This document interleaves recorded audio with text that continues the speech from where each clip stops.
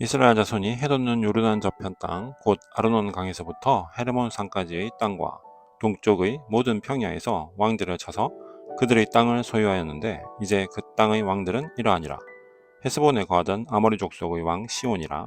그가 아르논 강둑에 있는 아로엘과 강의 중간과 길라앗의 절반부터 암몬 자손의 경계인 야복강까지 다스렸으며 또 동쪽의 긴네롯 바다에 이르는 평야에서부터 평야의 바다 곧 동쪽의 여매와 벤여시못으로 가는 길까지와 남쪽에서부터 아스돗비스가 밑에까지 다스렸더라. 또 거인들 중의 남은 자들에 속한 자로서 아스다롯과 에드레이에 거하던 바산 왕 옥의 지경이라. 그가 그술 족속과 마아가 족속의 경계에 이르기까지 헤르몬 산과 쌀가와 온 바산에서 통치하였으며 또 헤스본 왕 시온의 경계인 길라앗의 절반을 통치하였더라. 주의 종 모세와 이스라엘 자손이 그를 치고 주의 종 모세가 그 땅을 르우벤 족속과 갓 족속과 므낫세 반 지파에게 소유로 주었더라. 여호수아와 이스라엘 자손이 요르단 이편 곧 서쪽에 있는 레마돈 골짜기의 바알갓에서부터 세일에 이르는 한락산까지의 지역을 쳐서 멸한 왕들은 이러하니라. 여호수아가 이 지역을 이스라엘 지파들의 배분에 따라 그들에게 소유로 주었으니 곧 산지와 골짜기와 평야와 샘과 광야와 남쪽 지방 즉 헷 족속과 아모리 족속과 가나안 족속과 브리스 족속과 히위 족속과 여부스 족속의 땅이라. 하나는 여리고 왕이요 하나는 베델 옆에 있는 아이 왕이요 하나는 예루살렘 왕이요 하나는 헤브론 왕이요 하나는 야르뭇 왕이요 하나는 라기스 왕이요 하나는 에글론 왕이요 하나는 게셀 왕이요 하나는 드빌 왕이요 하나는 게델 왕이요 하나는 호르마 왕이요 하나는 아랏 왕이요 하나는 림나 왕이요 하나는 아둘람 왕이요 하나는 막게다 왕이요 하나는 베델 왕이요 하나는 답보아 왕이요 하나는 헤벨 왕이요 하나는 아벡 왕이요 하나는 라사론 왕이요 하나는 마돈 왕이요 하나는 하솔 왕이요 하나는 시므론 메론 왕이요 하나는 악사 왕이요 하나는 다낙 왕이요 하나는 무기또 왕이요 하나는 게데스 왕이요 하나는 갈멜의 용르암 왕이요 하나는 도로의 지경에 있는 도르 왕이요 하나는 길갈의 민족들의 왕이요 하나는 디르사 왕이라. 모두 31명의 왕이더라. 아멘.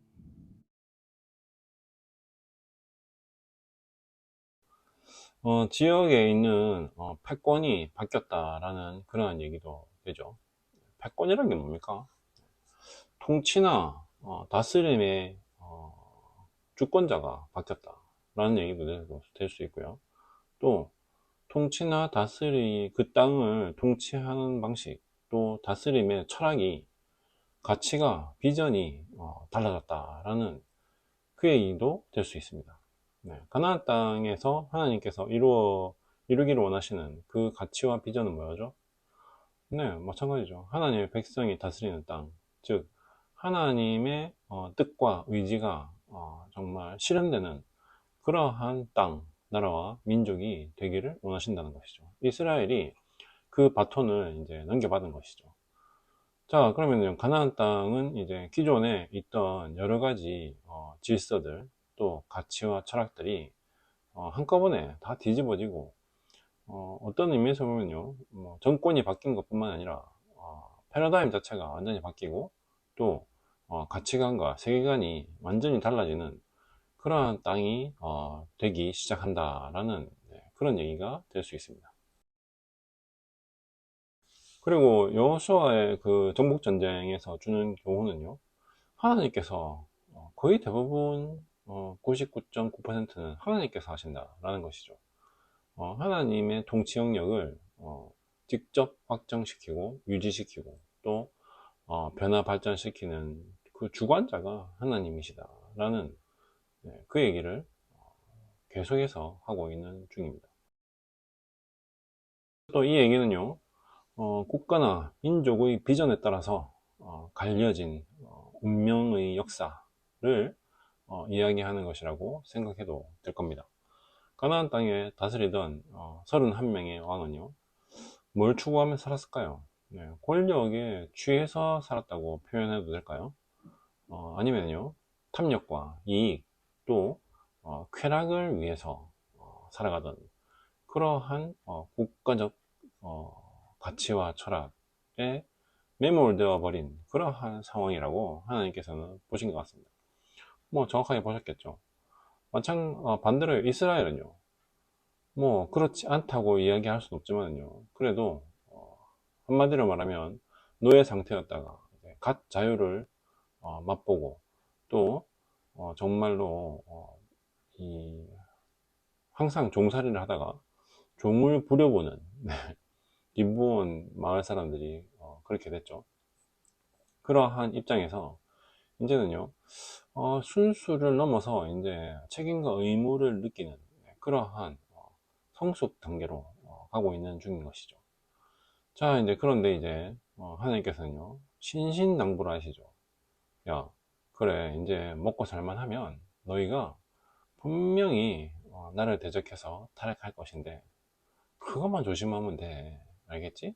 라고 정말로 귀에 못이 배기도록 그렇게 말씀하신 것이 이 모세오경에 계속 나와 있죠. 하지만 사람은요, 정말 본성상 탐욕과 이익과 쾌락을 추구하게 되어 있나 봅니다. 그래서 역사에서요, 정말 망하지 않은 나라, 지속적으로 유지되는 나라가 거의 없었다고, 그렇게 기록하는 것도요.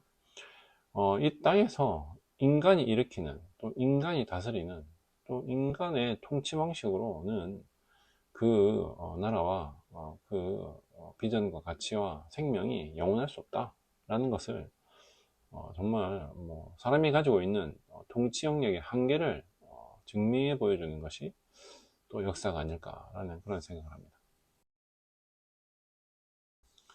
뭐 국가와 민족만 그렇겠습니까? 네, 개인과 가정도 마찬가지겠죠. 네, 통치 방식, 즉 내 가치 기준, 내 존재의 기본적인 상식과 양심이 어디서부터 오는 것이냐가 내 삶을, 또 내 영적인 그러한 상태를 결정하는 것이다 라는 그 얘기를 모세오경에서부터 여호수아까지 계속 하시고 있는 중이라고 생각을 합니다.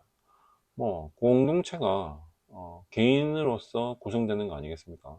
네, 마찬가지죠. 개인이 공동체를 이루는 것, 뭐 지당한 그러한 순리라고 생각을 합니다. 그러니까 개인이 각자가 떠한 진리로서 내 각자의 존재를 규정하고 정의하고 있는 것인지, 나는 뭐 때문에 사는 것인지를 각자가 생각하는 그러한 바가 공동체 의식이라고 할 수 있는 것이죠.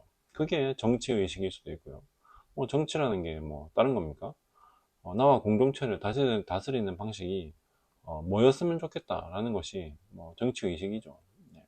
그런데 성경에서 말하는 그 정치 의식은요, 하나님의 나라가 다스리는 존재나 또 공동체가 되어야 마땅하다. 그러지 않으면 뭐 결국에는 결과적으로는 멸망이 기다리고 있는 것 뿐이다 라는 그 얘기를 성경에서 하시고 계시고요. 그것을 결정적으로 터닝 포인트를 딱 심으신 분이요, 예수님이죠. 그래서 성경에서는요, 개인이나 가정이나 공동체나 국가나 민족이나 전부 다다 사람이 구성하고 있는 가치와 철학, 또 사람이 존재 방식으로 기초되어 있는 그 기본적인 마인드 세팅이 하나님의 말씀이라 야 된다. 또 하나님의 뜻과 의지라 해야 된다. 하나님이 가르치시는 정의나 사랑이 아니면 안 된다라고 말씀하시는 게 하나님의 기본적인 진리입니다. 거기에서 벗어나려고 하면 그거는 뭐 존재할 수가 없는 것이지. 왜? 하나님이 만유의 주권자시고 창조자시기 때문에요. 그 섭리에서 벗어나려고 한다? 그 순리에서 순리를 역행한다? 라는 건 존재할 수 없는 그런 존재가 된다 라는 것이 하나님의 가르침이죠. 하나님 아버지 감사합니다. 패권이 바뀌고 다스림과 통치의 영역과 방식이 달라지는 이 기록을 읽으면서 저희가 추구하는 바가 하나님 나라, 또 하나님의 진리가 온전히 나와 내 가정과 내가 속한 공동체와 국가와 민족을 다스리는 방식이 되어야 함을 다시 생각합니다.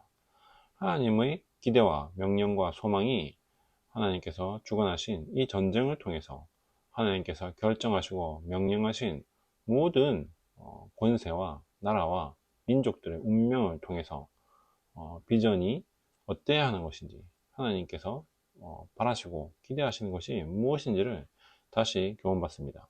정말 저희가 살아가는 방식이 본성대로, 탐욕과 이익대로, 쾌락을 추구하는 대로 살아가는 그러한 곳에서 떠날 수 있도록 주님께서 능력과 분별과 지혜를 더하여 주시옵소서. 예수님 이름으로 기도드립니다. 아멘.